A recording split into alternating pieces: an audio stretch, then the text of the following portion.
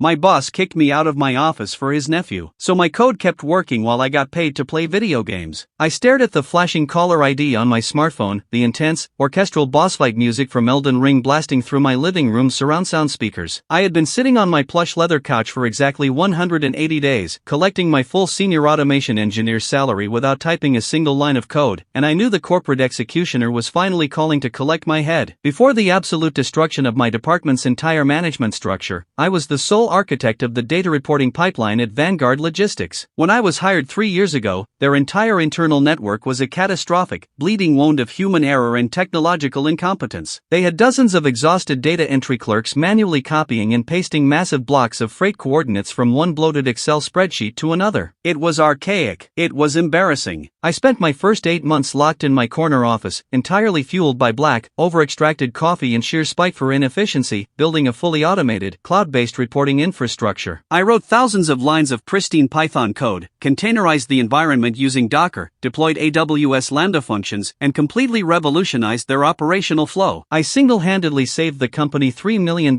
in my first year alone. And my reward for this monumental, structural achievement was getting a new direct supervisor named Henderson. Henderson was a legacy hire, a remnant of a bygone corporate era who survived purely through aggressive networking, weaponized incompetence, and taking credit for the grueling labor of his subordinates. He was a man who still typed with his 2 index fingers, staring down at the keyboard as if the letters were constantly rearranging themselves. He printed out his emails just so he could physically read them with a neon yellow highlighter, and he wore heavy, wide-lapelled suits that smelled intensely of mothballs and cheap, overpowering peppermint. He didn't understand what a basic API integration was. He didn't know how to read a simple SQL query. But he absolutely, viscerally despised me. He hated that my base salary was nearly equal to his, and he deeply hated that I didn't have to look physically exhausted to be immensely productive. To a man like Henderson, if you weren't visibly sweating at your desk and furiously clicking your mouse until your wrists ached, you were actively stealing from the company. The catalyst for his total annihilation occurred 6 months ago, on a rainy Tuesday morning. I was in the middle of compiling a new data visualization dashboard when my heavy glass office door violently swung open without a knock. Henderson marched in, his face twisted into a permanent, condescending scowl, followed closely by a lanky, vacant-looking 19-year-old kid. The teenager was loudly smacking green apple bubblegum, wearing a faded vintage band t-shirt, and casually holding a scratched skateboard under his arm, the dirty polyurethane wheels dripping rainwater onto my pristine carpet. This was Kyle, Henderson's nephew. "Pack up your desk, James," Henderson ordered, not even offering a basic morning greeting. He gestured broadly around my corner office, waving his hand at my ergonomic chair, my dual ultra-wide 4K monitors, and the sweeping panoramic view of the downtown skyline. "Kyle is joining the logistics team as an operations consultant. He requires a dedicated, premium workspace to foster his strategic development, and this office is the most suitable environment for his growth." I felt the heat rising in my neck, my vision going blurry with absolute rage as I looked at his nephew, who was currently using his bare index finger to wipe a greasy smudge off my expensive glass whiteboard. I slowly took my hands off my mechanical keyboard, the loud, tactile click of the Cherry MX Blue switches echoing sharply in the tense silence of the room. "You're giving my corner office to a teenager who doesn't even know how to open a command prompt?" I whispered, my voice dangerously low, my eyes locked dead on Henderson's smug face. "I am the lead engineer for the entire regional data pipeline. You cannot arbitrarily evict me from my workspace to play babysitter to your family tree. We're restructuring your role, James," Henderson snapped, his face turning a blotchy, aggressive shade of red. He planted his sweaty palms firmly on my mahogany desk, leaning aggressively into my personal space. "You are vastly overpaid for someone who just sits there staring at a black screen all day. Your physical presence isn't required here while I recalibrate your duties. Go home and wait until I call you with your new assignment. Consider this a paid standby. Now get out of Kyle's chair before I involve building security." The sheer audacity of his threat vibrated through the floorboards. I didn't argue. I didn't throw a tantrum. I didn't beg for my space. I simply reached over, unplugged the braided USB-C cable from my keyboard, dropped it into my leather messenger bag, grabbed my thermos, and walked out of the building without looking back. I went home to my apartment, fully expecting my phone to ring within 48 hours. I assumed corporate HR would intervene, or another department head would realize the primary system architect had been vanished by a rogue middle manager. But the call never came. 72 hours passed. A week passed. 2 weeks passed. I spent my days going going to the local gym, learning how to bake complex artisan sourdough bread from scratch, and grinding my way through New Game Plus on Elden Ring. And every alternate Friday, exactly at 2 a.m., my direct deposit hit my checking account. My full, unadjusted senior engineer salary, completely untaxed by any deductions, plus a $75 remote connectivity stipend. Why was the company still violently bleeding money into my bank account? Because my code never slept. Before I was unceremoniously banished from the physical property, I had entrenched my automated scripts deep into the absolute bedrock of the company's servers. Every single morning at precisely 4 a.m., my Python cron jobs woke up in the cloud. They silently scraped the massive SQL databases, sanitized all the logistical anomalies, generated 75 highly detailed, color-coded PDF reports, and automatically emailed them to the regional directors across the country. And the absolute most crucial detail of this entire phantom operation? Because I originally built the architecture from the ground up, these scripts were executing under my personal Active Directory network credentials. To the company's network monitoring software, I was logging in every single day, exactly on time, and flawlessly executing the grueling data mining work of an entire 5-man department in a matter of milliseconds. I was a digital ghost, a phantom employee haunting their servers with terrifying, perfect efficiency. Every time a regional manager replied to an automated email asking for clarification on a freight route, a natural language processing script I had tied directly to my inbox would instantly parse their request, query the database, and reply with the exact logistical coordinates they needed. I had essentially automated my own existence. That's when the real bombshell dropped. It was a cold Thursday afternoon. I had paused my game to grab a sparkling water from my kitchen when my personal phone buzzed with an automated two-factor authentication ping from the company's internal procurement portal. I frowned, staring down at the glowing screen. I hadn't requested to purchase any hardware. Out of sheer, morbid curiosity, I booted up my laptop, activated my secure VPN, and logged silently into the company's back-end infrastructure. I pulled the master access logs. Someone inside the physical office building was actively using my administrative credentials. They were bypassing my two-factor authentication by routing the approval token through the internal legacy intranet, a massive security flaw I had warned them about 2 years prior. And they were using my hijacked account to manually approve corporate expense reports. I pulled the raw vendor invoice data, my jaw slowly dropping open as the lines of text populated on my screen. Over the last 4 months, my account had digitally signed off on exactly $8,000 worth of specialized logistical research equipment assigned directly to Kyle's department code. I dug deeper into the itemized receipts. It wasn't enterprise servers. It wasn't commercial database software. It was a custom-built, water-cooled gaming PC equipped with a monstrous RTX 4090 graphics card, 64 GB of high-speed RAM, and a top-of-the-line Valve Index virtual reality headset. The sheer, unfiltered audacity of the crime hit me like a physical blow to the chest. Henderson. It had to be Henderson. He knew that as a standard-level manager, any hardware request over $1,000 required multiple layers of corporate approval, budget justifications, and physical asset audits. But as a senior automation engineer, my specific account had pre-authorized security clearance to order heavy computational hardware without secondary executive oversight. Henderson had assumed that because I was banished to my couch, I wasn't monitoring my digital footprint. He was systematically using my identity to bypass corporate fraud protocols so his 19-year-old nephew could play immersive VR games on the company dime, sitting in my stolen ergonomic chair. But the absolute peak of this corporate comedy of errors arrived 2 months ago. The executive board, entirely disconnected from the reality of the floor, decided to implement a new performance AI software to automatically track, measure, and rank employee productivity across the entire North American region. It was supposed to identify top performers and aggressively flag underachievers based on ticket resolution speed, data accuracy, and overall system engagement. Because my Python scripts were operating with literal zero human error, instantaneously resolving hundreds of complex database tickets the absolute millisecond they were generated, the AI algorithm lost its digital mind. It flagged my employee ID as the absolute, undisputed top-producing engineer in the entire corporation. The system automatically generated a $5,000 excellence in productivity cash bonus for me. But here was the fatal flaw in Henderson's grand, idiotic design. Corporate policy dictated that all automated bonuses had to be digitally countersigned by the employee's direct operational manager to clear the payroll department. Henderson received a glaring red notification on his desktop demanding he approve a massive cash bonus for the very man he had banished from the building. He was completely trapped in a psychological vice of his own making. If he denied the bonus or reported the anomaly to HR, corporate would immediately audit the logistics department to see why a middle manager was deliberately suppressing the company's top regional performer. They would pull the server logs. They would ask exactly where I was. If he admitted I was sitting at home doing nothing, he'd have to explain exactly who was doing the actual work, exposing his complete technological incompetence and his nephew's absolute lack of output. He was terrified of looking like he had no idea what was happening in his own domain. So, in absolute, seething silence, he digitally signed the approval form. He authorized a $5,000 payout to his sworn enemy just to maintain his fragile illusion of control. The money dropped cleanly into my checking account while I was making a grilled cheese sandwich in my pajamas. Which brings us directly to today, Wednesday, March 18, 2026. The clock on my wall read exactly 3:11 p.m. here in my living room, the afternoon sun casting long, warm shadows across my hardwood floor. I was midway through dodging a devastating combo attack from a boss in the shadow of the Erdtree expansion when my phone began vibrating violently on my coffee table. The caller ID displayed the main corporate switchboard, followed by an internal extension I recognized instantly. I paused my game, took a deep, stabilizing breath to steady my racing heart, and answered the call. "Hello, James?" It was Brenda, the senior director of corporate HR, accompanied by the unmistakable, heavy breathing of Marcus, the regional vice president of operations. They were conducting the Q1 deep dive audit. "James, we wanted to personally congratulate you on maintaining a flawless, 100% ticket resolution rate this entire quarter." Brenda beamed through the receiver, her voice aggressively cheerful but heavily laced with a razor-sharp edge of corporate suspicion. "Your metrics are absolutely staggering. However, our physical security compliance software flagged a severe anomaly during the audit today. You haven't badged into the physical building a single time in 180 days. Is your physical access card malfunctioning, or are you operating out of an unauthorized satellite location?" I leaned back against my plush couch cushions, taking a slow sip of my coffee, savoring the bitter dark roast sliding down my throat. "My badge works perfectly, Brenda," I replied, my voice perfectly steady, highly professional, and completely devoid of guilt. "I am simply adhering strictly to my authorized standby status." "Standby status?" Marcus barked, the line suddenly crackling with loud static as he leaned aggressively into the speakerphone. "What the hell are you talking about, James? We don't have paid standby for senior engineers. We never have." "I have it in writing," I countered, tapping my laptop trackpad to wake the screen. It was a direct, verbal, and subsequently documented managerial directive from Mr. Henderson. 6 months ago, I was instructed to completely vacate the premises so he could give my physical corner office to his newly hired nephew, Kyle. I was explicitly ordered to remain at my home residence and wait for a phone call regarding my recalibrated duties. I am a company man, Marcus. I follow orders. I am still waiting for that phone call. The silence on the other end of the phone was so absolute, so profoundly deep, I could actually hear the faint hum of the air conditioning unit in their distant conference room. "You haven't worked in 6 months?" Brenda whispered, her aggressive cheerfulness entirely vaporized, replaced by sheer horror. "Then who is running the regional data pipeline? Who is generating the daily analytics we rely on?" "Oh, I am still doing the work," I clarified pleasantly. "Before I was evicted from the property, I built a massive, self-sustaining automated infrastructure. My Python scripts have been running the entire logistics network flawlessly without human intervention. Speaking of which, I am currently forwarding you the original go home and wait email from Henderson, along with a timestamped server log of the 4,200 automated tasks my code has performed while I have been sitting on my couch." I clicked send. I heard the soft, high-pitched chime of Brenda's laptop receiving the email. "There is one more crucial thing you should review while we have you on the line," I continued, twisting the knife with absolute surgical precision. "I noticed some highly irregular requisition orders approved under my credentials, originating from the legacy intranet inside the building. It appears Henderson used my Active Directory tokens to fraudulently purchase an $8,000 virtual reality gaming computer for his nephew's research. I've attached the vendor invoices, the IP tracking logs, and a digital footprint proving the approval originated directly from Henderson's terminal." "He bought a gaming PC?" Marcus choked out, his voice practically vibrating with absolute, unhinged fury. "With stolen credentials?" "Water-cooled," I confirmed cheerfully. "Very high frame rates." The devastation was immediate, spectacular, and entirely absolute. The HR audit call ended abruptly with Marcus screaming for corporate security to meet him on the 4th floor. I didn't even have to leave my comfortable couch to watch the empire burn to the ground. My old friends who were still trapped inside the building immediately began flooding my phone with frantic, joyous text messages, narrating the corporate execution in real time. Henderson was physically dragged out of a mid-morning executive strategy meeting and shoved into a glass-walled conference room with Marcus and the head of the legal department. He was terminated on the spot for fiduciary negligence, gross misconduct, and unauthorized credential usage. HR had immediately pulled Kyle's internal metrics and discovered the kid hadn't produced a single spreadsheet, answered a single email, or attended a single operational meeting in 6 entire months. He had been using my stolen ergonomic chair to play immersive VR shooters on company time, entirely shielded by his uncle's absolute fraud.